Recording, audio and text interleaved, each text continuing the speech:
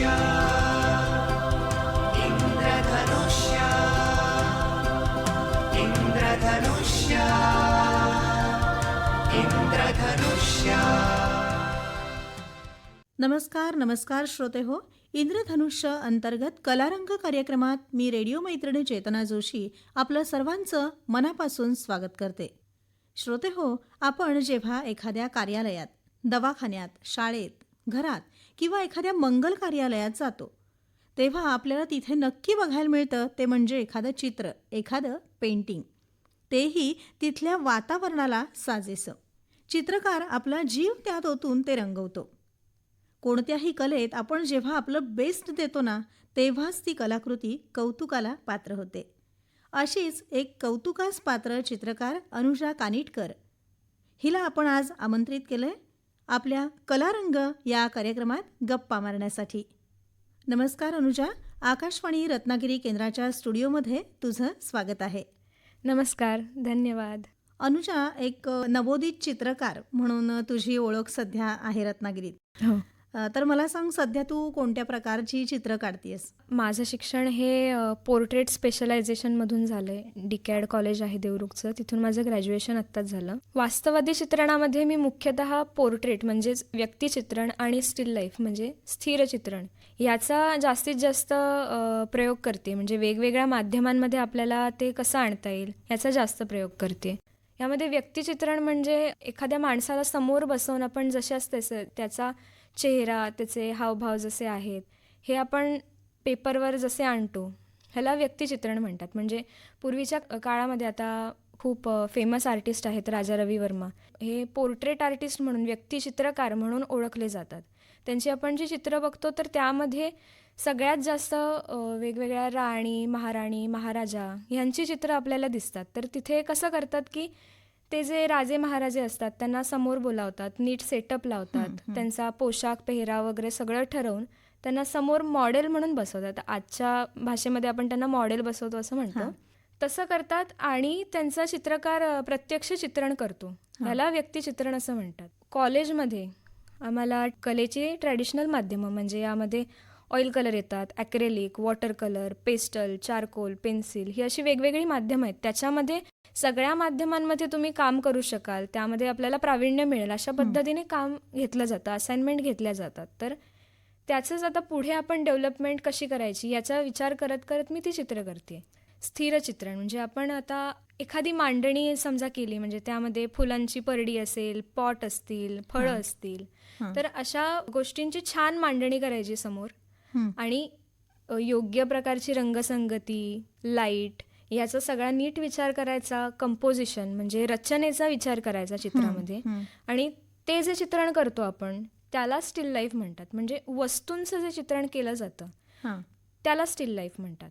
तर हे पण मी वेगवेगळ्या माध्यमांमध्ये, म्हणजे आत्ता मुख्यतः माझं एक्सपेरिमेंटेशन चालू आहे ते म्हणजे ऑइल पेस्टल या माध्यमामध्ये. कारण कॉलेजमध्ये असताना मी तसा फारसा कधी या माध्यमाचा प्रयोग केला नव्हता. अकॅडमिक स्टडीमध्ये तो नसतो. अकॅडमिक इयर्स पूर्ण झाल्यानंतर हे सगळे प्रयोग आपण करू शकतो. म्हणजे आपल्याला जास्त स्वातंत्र्य असतं की म्हणजे अकॅडमिक स्टडी म्हटलं तर त्याला एक विशिष्ट नियम असतात की हे अशा अशा पद्धतीने तुमचा अभ्यास होण्याकरता केलेले ते नियम असतात. त्या पठडीमध्ये बसून आपल्याला ते असाइनमेंट पूर्ण करायचे असतात. बरोबर. आता शिक्षण पूर्ण झालंय त्यानंतर ह्या स्टडीचा उपयोग करून, म्हणजे ह्याच्यातून जे बेसिक आपण ज्ञान घेतलंय त्याचा उपयोग करून ह्याच्या पुढे आपल्याला काय करता येतंय ते करत आता मग वेगळं माध्यम एखादं आपण एक्सप्लोअर करतोय, एखाद्या थोड्या वेगळ्या विचाराने आपण काम करतोय, कोणती कन्सेप्ट घेऊन काम करतोय. तर अशा पद्धतीने हळूहळू माझं काम चालू आहे. तू आता स्टील लाईफ म्हणालीस किंवा वास्तववादी चित्र काढतेस, तर निसर्ग चित्रांमध्ये काही काढलंयस का आतापर्यंत? निसर्गचित्र हा असा एक विषय आहे की आमच्या कॉलेजमधली जी मुलं असायची ना, ती शनिवार रविवार आला की आम्हाला सुट्टी असायची. त्यामुळे मग सगळी मुलं बाहेर निघायची. आता आपण कोकणात राहतो, कोकण किती सुंदर आहे हे काय आपल्याला वेगळं सांगायला नको नक्की. त्यामुळे मग वेगवेगळी ठिकाणं निवडायची, ती रंगवायची, चित्र तयार करायची, याचं चालू असायचं. मला खरं निसर्ग चित्रण बघायला फार आवडतं. म्हणजे दिसायला खूप आकर्षक असा प्रकार आहे तो. नक्कीच. पण प्रयत्न केला पण आवडलं तरी जमलंय नाही कधी. अच्छा. आणि पौराणिक विषयांवरची जी प्रसंगचित्र असतात ती कधी प्रयत्न केलायस का काढायची? फर्स्ट इयरला आम्ही होतो तेव्हा आम्हाला अजंठा आणि वेरूळला आमची टूर गेली होती. तेव्हा अशी फार जाण नव्हती, पण तेव्हा जी चित्र बघितली ना, भित्तीचित्र आहेत ती सगळी अजंठाची आणि वेरूळला सगळी शिल्प आहेत. हं. तर ही जी बघितले ना, त्याचा कुठेतरी खूप खोल असा प्रभाव राहिला माझ्यावर असं मला वाटतं. कारण हळूहळू करून ते एक चित्रामध्ये माझ्या दिसायला लागलं की आता अजंठाची चित्र ही त्याच्या रेषेसाठी ओळखली जातात जगभरामध्ये, हो. की ती रेषा जी आहे तशी जगात इतर कुठेच नाही आहे. तर मग इतकी सुंदर रेषा आपल्या अगदी स्वतःच्या देशामध्ये आपल्याला मिळते, तर त्याचा कुठे आपल्याला वापर करता येईल का, की त्याचा हळूहळू नकळतपणे कदाचित प्रभाव पडला असेल माझ्यावर. क्रिएटिव्ह म्हणून एक प्रकार असतो, कंपोजिशन क्रिएटिव्ह, म्हणजे वास्तववादी चित्रणाच्यात थोडंसं वेगळं असतं की क्रिएटिव्हमध्ये मला एखादी गोष्ट भावते, कशी भावते किंवा कशी जाणवते ती मला, त्या पद्धतीने मी माझे विचार आणि माझ्या भावना जेव्हा मांडते तेव्हा त्याला ते क्रिएटिव्ह किंवा कंपोजिशन असं चित्रप्रकारात येतं. ते अजंठा वेरूळ याचा प्रभाव होता तो हळूहळू तिथे यायला लागला. आणि मी लास्ट इयरला होते तेव्हा आम्हाला शोधनिबंध असतो, थिसिस असतो, तर त्यामध्ये मी भारताची चित्रात्मक रेषा किंवा कलात्मक रेषा यावर माझा थिसिस केला होता. प्रत्येकाने माध्यमाचा इफेक्ट हा वेगळा असतो, त्याचा शेवटी जो रिझल्ट मिळतो, चित्र मूड एक तयार होतो, तो प्रत्येक माध्यमातून वेगळा मूड तयार होतो. बरोबर. आणखी अनुजा एक चित्रकलेचा प्रकार म्हणजे आदिवासी चित्रकला. तर त्याच्यामध्ये तुला आवड आहे का? कारण आदिवासी चित्रकलेतलं वारली पेंटिंग जे आहे तर ते खूप जणांना आवडतं, खूप जणांना, हो. आणि दिसायला छान मोहक दिसतं ते. तर ते तू केलंयस का कधी आतापर्यंत? वारली पेंटिंग हे मी स्वतः प्रत्यक्ष केलं नाही आहे, पण माझ्या थिसिसमध्ये त्याबद्दल अभ्यास होता. कारण वारली हा प्रकार ट्रायबल आर्ट फॉर्म ह्या खूप मोठ्या प्रकारामधला एक छोटा प्रकार आहे. म्हणजे आता अखंड भारतामध्ये वेगवेगळ्या ट्रायबल जमाती आहेत, तर त्यांच्या वेगवेगळ्या कला असतात. तर त्यापैकी आपली महाराष्ट्राची जी आदिवासी कला आहे ती म्हणजे वारली. त्यामध्ये अतिशय सुंदर आणि सिंपल अशी कला आहे ती. म्हणजे फारसे काही घटक न घेता फक्त गोल, त्रिकोण, रेषा यांचा वापर करून आणि तांदूळ, काड्या वगैरे अशा गोष्टींचा वापर करून इतकी सुंदर अशी कला त्यांनी डेव्हलप केली आहे. आपल्यामध्ये ना प्रत्येकामध्ये कोणती ना कोणती कला ही दडलेली असते. तशी मला वाटतं तुझ्यात चित्रकला दडलेली होती. तर हे कुणाच्या लक्षात आलं की तुझ्यात चित्रकलेचा गुण आहे? लहानपणी अगदी शाळेच्या आधीपासून म्हटलं तरी अगदी दिवसभर मी चित्रच काढत असायचे. बाबा माझे म्हणतात की ही अक्षरं काढायच्या आधीपासून चित्रच काढते, म्हणजे काय सांगायचं झालं तर ते चित्र काढून दाखवणार असं. तर मग माझ्या आईबाबांच्या ती गोष्ट सगळ्यात आधी लक्षात आली की कदाचित हिच्या अंगी हा गुण आहे, ही कला आहे हिच्या अंगी. आणि त्यानंतर त्यांनी चित्रकलेच्या क्लासला घातलं मला. विश्वेश टिकेकर सर आहेत, त्यांच्याकडे पहिल्यांदा मी चित्रकलेचे क्लास सुरू केले. त्यानंतर हळूहळू करून शाळेत असताना. पण साधारण कितवीमध्ये असताना हे क्लास जॉईन केलास तू? साधारण 2री-3रीतली गोष्ट असावी. अच्छा. हां. प्रत्येकाच्या आयुष्यामध्ये गुरु हा जो भाग असतो हा खूप महत्त्वाचा असतो आणि मला असं वाटतं की माझं नशीब त्या बाबतीत खूप चांगलं आहे. म्हणजे लहानपणीपासून मी जेव्हा चित्रकलेच्या वर्गाला जायला सुरुवात केली ते विश्वेश टिकेकर सर, मी इथे नवनिर्माण हायस्कूलला होते, त्या शाळेत अमोल शिवलकर सर होते ते, म्हणजे साधारण 2री-3रीपासूनची पुढची गोष्ट आहे. पण ह्या सर्व जणांनी मला खूप प्रोत्साहन दिलं. ती कला आईने जशी ओळखली, बाबांनी जशी ओळखली, तशी त्यांनीही ती ओळखली आणि ती जास्तीत जास्त पुढे कशी नेता येईल याच्यासाठी प्रयत्न केला. म्हणजे आईबाबांना जेव्हा लक्षात आलं की तुला चित्रकलेची आवड आहे, त्याच्यानंतर तू 2री-3रीपासून क्लासला जायला लागलीस चित्रकलेच्या, आणि नंतर त्यांनीच तुला पुढे पुश केलं चित्रकलेमध्ये. हो, नक्कीच. तेव्हापासून पुढे माध्यमिक शाळेपर्यंत तू कोणत्या चित्रकलेच्या स्पर्धांमध्ये भाग घेतलास का, शाळेमध्ये किंवा शालाबाह्य? रत्नागिरी जिल्ह्यामध्ये वेगवेगळ्या पद्धतीने चित्रकला स्पर्धा व्हायच्या, त्याच्यात मी नित्यनेमाने भाग घेत असायचे. 7वी आणि 8वीमध्ये एलिमेंटरी आणि इंटरमिजिएट या 2 चित्रकलेच्या शासनाच्या परीक्षा असतात, त्यासुद्धा दोन्ही परीक्षांमध्ये A ग्रेडने मी पास झाले होते. आणि त्या व्यतिरिक्त कोणत्या स्पर्धांमध्ये भाग घेतला होतास? त्या व्यतिरिक्त थिबा पॅलेसला होणाऱ्या कला महोत्सवामध्ये चित्रकलेच्या स्पर्धा असायच्या, त्याच्यामध्ये मी भाग घेतला होता. लहान होते मी तेव्हा, फारसं कळत नव्हतं, पण त्यामध्ये मला पहिलं बक्षीस मिळालं. आणि काही काही गोष्टी अशा असतात ना, की आपण ते आई-वडिलांसोबत बोलताना आपल्याला लक्षात येतं, की त्या किती स्पेशल होत्या. तसंच झालं, की तेव्हा वासुदेव कामत यांच्या हस्ते मला पुरस्कार मिळाला होता, बक्षीस मिळालं होतं. हां, हां. म्हणजे तेव्हा लहान होते, तेव्हा माहीत नव्हतं हे कोण आहेत. पण आत्ता जेव्हा त्यांच्याबद्दल अभ्यासाला आम्हाला आहे, तेव्हा कळते, की अरे किती महान कलाकाराकडून आपण पुरस्कार प्राप्त हो. केलाय. एक्झॅक्टली. पण तेव्हा तू कुठचं चित्र काढलं होतं आठवतंय का? तेव्हा अंडर वॉटर असा विषय दिला होता. हं. तर त्यामध्ये असे छान ऑक्टोपस, जेलीफिश, स्टारफिश, वेगवेगळे मासे, असं छान एक चित्र काढलं होतं. मी काय आपलं पटापट काढलं आणि देऊन टाकलं. अनुजा, तुला शालेय जीवनात वासुदेव कामत सर यांच्याकडून पुरस्कार मिळाला होता थिबा पॅलेसला. हो. तर एक नवोदित चित्रकार आहेस तू, तर तुझे आयडॉल कोण आहेत या क्षेत्रातले? ह्या क्षेत्रामध्ये वेस्टर्न आर्टिस्ट म्हटलं तर त्यामध्ये क्लॉड मॉनेट, वॅन गॉग, कॅरावाजिओ यांसारखे चित्रकार आहेत. आणि भारतीय चित्रकारांमध्ये अमृता शेरगिल, तय्यब मेहता, एस रजा यांच्यासारखे चित्रकार आहेत. ते फार फार आवडीचे चित्रकार आहेत. यामध्ये कॅरावाजिओ वगैरे हे जे वेस्टर्न आर्टिस्ट आहेत, हे मुख्यतः वास्तववादी चित्रण करणारे आर्टिस्ट होते. यांच्यामध्ये वेगवेगळे प्रसंग चित्रणच असायचं, पण ते वास्तववादी असायचं. त्यानंतर क्लॉड मॉने किंवा विन्सेंट वॅन गॉग हे जे कलाकार होते, चित्रकार होते, हे कलेचा प्रवाह किंवा कलेची दिशा बदलणारे चित्रकार असं म्हटलं तरी काही हरकत नाही. यामध्ये हे दोन्ही कलाकार हे इम्प्रेशनिस्टिक होते. म्हणजे मी जसं म्हटलं की त्यांच्या भावना इतक्या स्ट्रॉंग होत्या की प्रत्यक्ष दृश्य दाखवण्यापेक्षा त्या दृश्याच्या बद्दलची त्यांची भावना ही त्यांच्या चित्रामध्ये जास्त दिसते. आता विन्सेंट वॅन गॉग हा तर कलाकार सगळ्यांना माहीत असेल, खूप फेमस आहे. तर त्याचे आता सनफ्लॉवर्स किंवा शेतात काम करणारी माणसं वगैरे ही खूप फेमस कलाकृती आहे. त्याच्यामध्ये त्याने कुठेतरी प्रत्यक्ष जी दृश्य आहेत त्याच्यासोबतच त्याचा जो प्रवास आहे, त्याचे जे विचार आहेत, ते कुठे ना कुठेतरी त्याच्या चित्रातनं झळकतात. म्हणजे तुला असं म्हणायचं आहे का की आपल्या जे मनात असतं ते त्या माणसाच्या चित्रात उमटतं, आपल्या मनातलं? हो, नक्कीच. चित्रकला किंवा कला वेगळं काय आहे की आपल्या मनात ज्या भावना आहेत त्या व्यक्त करणं, हाच कलेचा मुख्य उद्देश आहे.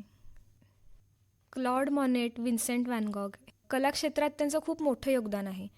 कारण त्यांनी कलेचा प्रवाह एका वेगळ्या दिशेला नेला असंही आपण म्हणू शकतो. म्हणजे त्याच्या आधीचा जो काळ होता तेव्हा एकदम पारंपरिक वास्तव चित्रण हे तेव्हा केलं जायचं. आणि ह्यांनी काय म्हटलं की प्रत्येक वेळेला मी ह्या बंधनामध्ये राहूनच का चित्रण करायचं.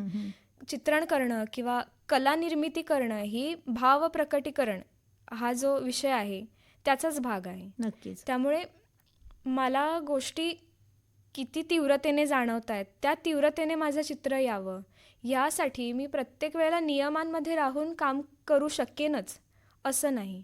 तर कुठेतरी ते थोडेसे नियम आपण तोडून काय होतंय, वेगळा काय रिझल्ट आपल्याला मिळतोय, या पद्धतीने त्यांनी काम करून बघितलं.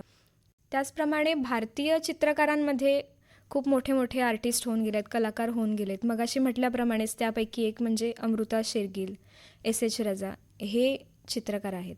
मुख्यतः अमृता शेरगिलचं काम ते मला फार भावलं, फार आवडलं. याचं कारण म्हणजे त्या हंगेरीहून भारतामध्ये आल्या. त्यानंतर त्यांनी जो भारत त्यांच्या नजरेने बघितला, तेव्हाच्या स्त्रीची जी परिस्थिती होती, व्यथा होती, ते त्यांनी जास्तीत जास्त करून त्यांच्या चित्रामध्ये आणण्याचा प्रयत्न केला. म्हणजे असं म्हणतात की अमृता शेरगिल यांनी भारतीय स्त्रीचं मौन चित्रित केलं. खूप इमोशनल किंवा खूप भावनाप्रधान असं त्यांचं काम होतं. त्यामुळे मला ते खूप आवडलं. हो अनुजा, खरंच मीही वाचलंय की भारतीय आधुनिक चित्रकलेला नववळण देण्याचं पहिलं काम प्रामुख्याने कुणी केलं असेल तर ते स्त्री चित्रकार अमृता शेरगिल यांनीच.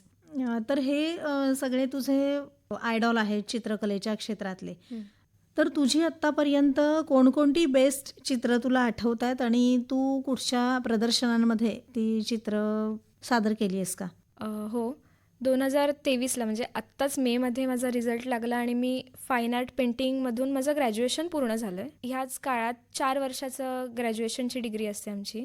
तर त्यामध्ये मी वेगवेगळ्या कला प्रदर्शनांमध्ये आणि कला स्पर्धांमध्ये, चित्रकला स्पर्धांमध्ये भाग घेतला होता. महाराष्ट्र राज्य कला संचालनालय यांच्यातर्फे दरवर्षी चित्रकला स्पर्धा भरवली जाते. ही फाईन आर्ट कॉलेजमधल्या मुलांसाठी आणि प्रोफेशनल आर्टिस्ट यांच्यासाठी मुख्यतः असते. तर यामध्ये मी 2022 आणि 2023ला दोन्ही वर्षी माझं सलग सिलेक्शन झालं होतं. 2022ला ते प्रदर्शन आपल्या थिबा पॅलेसला होतं. 2023ला ते पुण्यामध्ये होतं. या दोन्ही वर्षी माझी स्थिर चित्रणांची निवड झाली होती. यामध्ये सुरुवातीला लॉकडाऊन असताना मी एक चित्र केलं होतं, स्टिल लाईफ केलं होतं, की फळांच्या परड्या वगैरे मांडून असं थोड्या वेगळ्या पद्धतीने मी ते तयार केलं होतं. ते मी एंट्री पाठवली. एंट्री 4-5 पाठवायच्या असतात. त्यामध्ये साधारण काही वास्तववादी चित्रणं, काही डिझाईन ओरिएंटेड किंवा रचनाचित्र अशा पद्धतीने पाठवली होती. तर त्यामध्ये माझं स्थिरचित्रण सिलेक्ट झालं होतं. त्याच्या पुढच्या वर्षी 2023ला जेव्हा परत राज्यकला प्रदर्शन त्याची स्पर्धा होणार होती, तेव्हा मी विचार केला की एक थोडी वेगळी कन्सेप्ट घेऊन चित्रनिर्मिती करता येते का, या पद्धतीने मी पुढे गेले. विषय मी स्थिरचित्रण असाच निवडला होता, पण त्यामधून स्त्रीत्व आपल्याला कोणत्या प्रकारे दाखवता येईल याचा मी विचार केला. कॉलेजला आमच्या अँटिक असतात. अँटिक म्हणजे प्लास्टर ऑफ पॅरिसचे शिल्प असतात, काही स्कल्पचर असतात, जी मुलांना अभ्यासासाठी ठेवलेली असतात. तर त्यामध्ये फिमेल टॉर्सो असं अँटिक होतं. तर ते त्यानंतर पेर हे जे फळ आहे, हे बरेचदा वेस्टर्न आर्टमध्ये स्त्रीत्व दाखवणारे असे म्हणून बरेचदा वापरले जातात. तर त्याचा मी वापर केला. म्हणजे तो फिमेल टॉर्सो, ते पेर, आणि काय केलं, एक आरसा घेतला आणि त्या आरशामध्ये माझं स्वतःचं प्रतिबिंब दिसत होतं. अशा पद्धतीने त्या सर्व गोष्टींची मांडणी केली आणि ते चित्र मी स्टिपलिंग या पद्धतीमध्ये पूर्ण केलं. स्टिपलिंग म्हणजे ठिपक्यांचा वापर करून अख्खं चित्र पूर्ण केलं. हे असं 2 वर्ष तू चित्र पाठवलीस. मग ह्याच्यात विक्री पण असते चित्रांची की फक्त प्रदर्शन असतं? विक्रीसुद्धा असते या चित्रांची. महाराष्ट्र राज्य कला प्रदर्शनामध्ये माझ्या चित्रांची निवड झाली होती. त्याचबरोबर मला सांगायला आवडेल की मुंबईची एक संस्था आहे जी कलाकार, चित्रकार यांना प्रोत्साहन देण्यासाठी वर्षभर वेगवेगळे उपक्रम राबवत असते. तर त्यांचं कला प्रदर्शन आणि स्पर्धा अशी असते, वार्षिक स्पर्धा असते. त्यामध्ये मी माझा स्वतःचा फोटो काढला आणि त्याचं मी चित्रण केलं. अशा पद्धतीने द कॉल म्हणजे ते चित्र असं होतं की पटकन कोणी हाक मारल्यानंतर मागे वळून बघितल्यावर आपले एक्सप्रेशन कसे असतील, अशा पद्धतीने ते माझं चित्र होतं. तर ते मी त्यांना पाठवलं होतं आणि त्यामध्ये सिलेक्शन झालं. त्यांचा फोन आला की तुमचं चित्राची निवड झाली आहे प्रदर्शनासाठी, आणि हे प्रदर्शन जहांगीर आर्ट गॅलरीला असतं. त्यामुळे तो अगदी निश्चितच माझ्यासाठी फार आनंदाची गोष्ट होती. जहांगीर आर्ट गॅलरी कलाकारांसाठी मोठी संधी आहे. हो, बरोबर. ह्याच नंतर निवड झाली ह्याचा आनंद माझ्या मनात होताच. पण काही दिवस झाले, काही दिवसानंतर त्यांचा मला परत फोन आला. मी म्हटलं आता काय झालं, आता का फोन आला यांचा? तर ते म्हणाले की तुम्हाला पुरस्कार मिळाला आहे या स्पर्धेमध्ये. तर अगदी म्हणजे माझा आनंद गगनात मावेना. या संस्थेच्या तर्फे पुरस्कार मिळणं ही खूप मोठी गोष्ट आहे. त्यामध्ये मला पद्मश्री विष्णू वाकणकर पुरस्कार त्या चित्रासाठी असा मला मिळाला होता. छान, खूप छान. अनुजा, तू जर आज चित्रकार नसतीस, चित्रकलेची जर आवड नसती, तर तुला अजून कोणत्या गोष्टीची आवड असते? खरं म्हणजे मी आणि चित्रकला असा अविभाज्य 2 गोष्टी आहेत असंच मला वाटतं. पण तरी जर म्हटलं तर जर मी चित्रकार नसते तर बहुतेक मी एक शास्त्रीय गायक किंवा एक गायक म्हणून पुढे यायचा प्रयत्न केला असता. मी आता लहान असल्यापासून, शाळेत असल्यापासून सौ समिता जोशी यांच्याकडे गायनाचं शिक्षण घेते. तर शास्त्रीय गायनाचं शिक्षण माझं अजूनही चालू आहे. त्यामध्ये मी मध्यमा पूर्णपर्यंत परीक्षा दिल्या आहेत. तू मध्यमापर्यंत परीक्षा सुद्धा दिल्यास, तर आमच्या श्रोत्यांसाठी एखादं गाणं, एखादी बंदिश? हो, नक्कीच आवडेल मला. केतकीच्या बनी तिथे हे गाणं सादर करते मी. केतकीच्या बनी तिथे नाचला ग मोर, केतकीच्या बनी तिथे नाचला ग मोर, गहिवरला मेघन भी सोडला ग धीर केतकीच्या बनी तिथे नाचला ग मोर. पापणीत साचले अंतरात रंगले. पापणीत साचले अंतरात रंगले. प्रेमगीत माझिया मना मनात धुंदले. ओठावरी भिजला ग आसावला सूर. गहिवरला मेघनभी सोडला ग धीर केतकीच्या बनी तिथे नाचला ग मोर. भाव फूल रात्रीच्या अंतरंगी डोलले. धुक्यातुनी कुणी आज भावगीत बोलले. भाव फूल रात्रीच्या अंतरंगी डोलले. धुक्यातुनी कुणी आज भावगीत बोलले. डोळ्यात पाहिले कौमुदीत नाचले.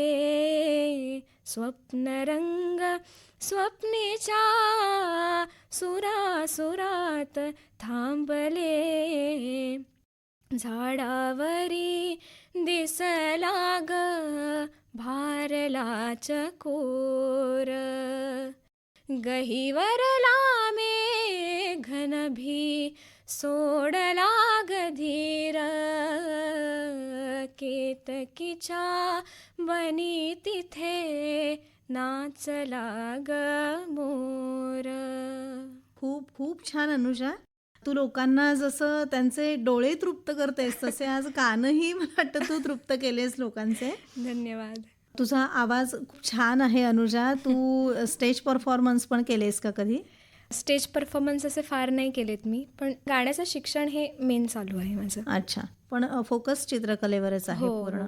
आणि गाणं शिकतेस हो. फक्त. अनुजा, आता नुकतेच गणपती येऊन गेलेत, तर हो. तू गणपती पेंट केलेस का? हो, नक्कीच. मी कॉलेजला होते तेव्हा आमचा तो अगदी गणपतीच्या वेळचा रोजचा कार्यक्रम असायचा. आमचे प्रोफेसर आहेत श्री अवधूत पोटफोडे सर, यांचा स्वतःचा गणपतीचा कारखाना आहे. कोसुम असं गाव आहे देवरुखच्या एक थोडंसं लांब.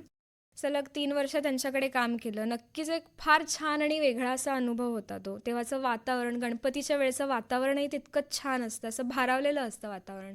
आजूबाजूला पाऊस पडत असतो, निसर्गाच्या सानिध्यात असं ते गाव असल्यामुळे तो अनुभव अजून जास्त जवळून घेता आला. नवोदित चित्रकार म्हणून हळूहळू तुझी ओळख होतीये, हो. तर इथेपर्यंत येण्याचं श्रेय तू कुणाला देशील? इथपर्यंत येण्याचं श्रेय हे नक्कीच मी माझे आईवडील आणि मला लाभलेले जे गुरु आहेत, हे शाळेतले असू देत किंवा कॉलेजचे. मगाशी सांगायचं राहिलं, माझे गुरु श्री विक्रम परांजपे सर यांचंसुद्धा मला खूप खूप मार्गदर्शन लाभलं आहे. म्हणजे 11वी-12वी ही मी आर्ट्समध्ये केली, देवरुखलाच होते, आठले सप्रे कॉलेजमधून केली.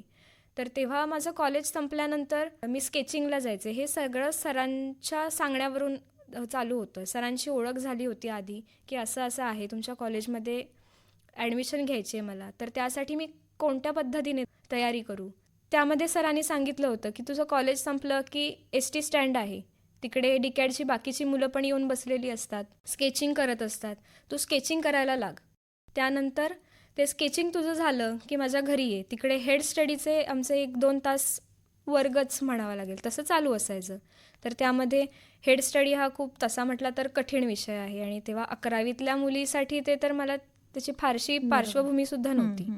तर मग तिथून ती हळूहळू सुरुवात होत गेली. सरांचं खूप मार्गदर्शन लाभलं मला. कॉलेजमध्ये असताना बाकीचे प्रोफेसर, परांजपे सर यांच्यामुळे जास्त माझी डेव्हलपमेंट होत गेली.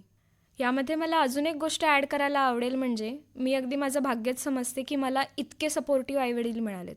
म्हणजे माझं शाळेत असताना ठरलं होतं की चित्रकलेच्या क्षेत्रामध्ये आपण पुढचं शिक्षण घ्यायचं आहे. त्यामुळे 10वी माझी झाली आणि त्यानंतर देवरुखचं डिकॅड कॉलेज हे आम्हाला तेव्हा माहीत होतं.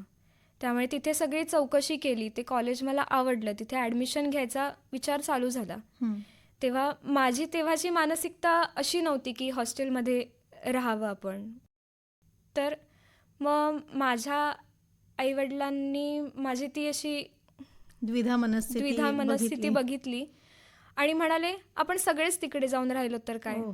म्हणजे आपला स्वतःचा व्यवसाय, स्वतःचं घर रत्नागिरीत असताना सुद्धा आपल्या मुलीच्या शिक्षणासाठी एका वेगळ्याच गावामध्ये अगदी शून्यापासून तिकडे सुरुवात करायची होती, घर आणि सगळ्या बाबतीत. नक्कीच. तर हे सगळं त्यांनी अगदी कोणताही दुसरा विचार न करता पटकन आलं मनात आणि आपण करून टाकलं. इतकं पटकन त्यांनी ते अवलंबलं. याचं मला खरं तर खूप आश्चर्यसुद्धा वाटतं आणि अभिमानसुद्धा वाटतोय की आईवडिलांनी मला पाठिंबा दिला आजवर. 10वी नंतर मुलांना बोर्डिंगला पाठवलं जातं, पण तुझ्या बाबतीत थोडंसं वेगळं घडलंय की आई वडील पूर्ण शिफ्ट होऊन रत्नागिरीतून देवरुखला गेलेत. खूप भाग्यवान आहेस तू. खरंच. भविष्यात चित्रकलेच्या क्षेत्रात नवीन काय करायची इच्छा आहे तुला? चित्रकला हे असं क्षेत्र आहे की ज्याच्यात तुम्ही जशी डेव्हलपमेंट स्वतःमध्ये करत जाल तशी तुम्हाला पुढची दिशा मिळत जाते. माझं अगदी नेहमीचं म्हणणं असतं की 100 पावलापुढे काय आहे याचा विचार करण्यापेक्षा पुढच्या पावलामध्ये आपण काय निर्णय घेतोय याचा जास्त विचार करावा. त्यामुळे हे असं क्षेत्र आहे की ज्यामध्ये तुम्ही निवडाल तशी तुमची दिशा बदलत जाते. त्यामुळे आत्ताच्या घडीला मी नक्की पुढे भविष्यामध्ये चित्रकलेच्या क्षेत्रामध्ये काय करेन हे बऱ्याच गोष्टींवर अवलंबून आहे. सामाजिक, मानसिक, माझे विचार किती बदलत आहेत, माझी काम करण्याची पद्धत किती बदलते आहे, ह्या सगळ्यावर अवलंबून असतं. त्यामुळे आत्ता ते निश्चित जरी सांगता नाही आलं तरी हे नक्की आहे की काहीतरी करून दाखवणार. अनुजा, भविष्यातल्या तुझ्या चित्रकलेतल्या करिअरसाठी तुला खूप खूप शुभेच्छा. आणि आज तू आकाशवाणी रत्नागिरी केंद्राच्या स्टुडिओत आलीस आणि सविस्तर गप्पा मारल्यास त्याबद्दल धन्यवाद. मला आकाशवाणीने इथे मुलाखतीसाठी बोलावलं त्याच्यासाठी सुद्धा तुमचे खूप खूप आभार. थँक्यू. इंद्रधनुष्य अंतर्गत कलारंग कार्यक्रमात आपण ऐकत होता चित्रकार अनुजा कानिटकर हिची चेतना जोशी यांनी घेतलेली मुलाखत. बरं तर श्रोते हो, आपल्या आजच्या या कार्यक्रमाची वेळ आता संपत आली आहे. तेव्हा मी रेडिओ मैत्रीण चेतना जोशी आता आपला निरोप घेते. पुन्हा भेटूया पुढच्या कार्यक्रमात. तोपर्यंत नमस्कार.